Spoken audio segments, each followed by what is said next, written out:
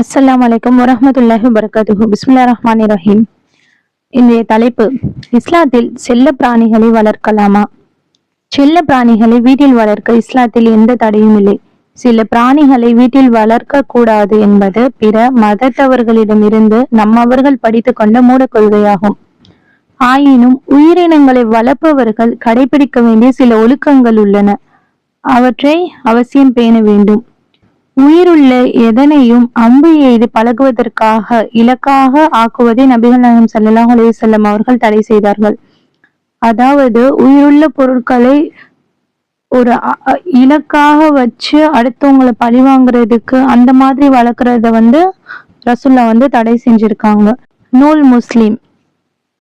அதே போல் உயிர் பிராணிகள் வதைக்கப்படுவதை நபிகள் நாயகம் அவர்கள் தடுத்துள்ளார்கள். சித்திரவதைப்பதை ரசூல்லா தடுத்திருக்காங்க. நூல் புகாரி. உயிரினங்களின் முகத்தில் வடு ஏற்படுவதையும் நபிகள் நாயகம் ஸல்லல்லாஹு அலைஹி வஸல்லம் அவர்கள் தடுத்துள்ளார்கள். ரசூல்லா பிராணிகளை சித்திரவதை செய்யறதையும் அதோட முகத்துல காயங்களை உண்டு பண்றதையும் கொடுமைப்படுத்துறதையும் ரசூல்லா தடுத்திருக்காங்க. அதுக்கு உதாரணமா, முந்தைய சமுதாயத்துல ஒரு பெண்மணி பூனைய கட்டி வச்சு தீனி போடாததால நரகம் சென்றதாக நபிகள் நாயகம் ஸல்லல்லாஹு அலைஹி வஸல்லம் அவர்கள் கூறினார்கள். நூல் புகாரி. நம்ம ஒரு பிராணியை வளர்க்குறோம்னா அதுக்கான எல்லா பொறுப்புகளும் நம் மீது சாட்டப்பட்டிருக்கு. அதுக்கான பதில நாளைக்கு நம்ம அல்லாஹ் கிடத்துல சொல்லக்கூடிய ஒரு நிபந்தனையில நிக்கிறோம்.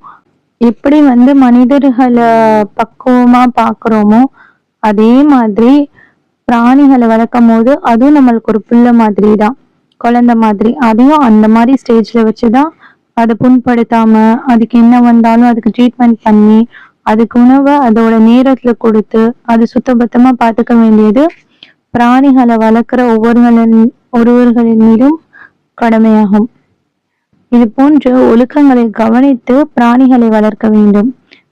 அஸ்ஸலாமு அலைக்கும் வரஹ்மத்துல்லாஹி வபரகாத்துஹு.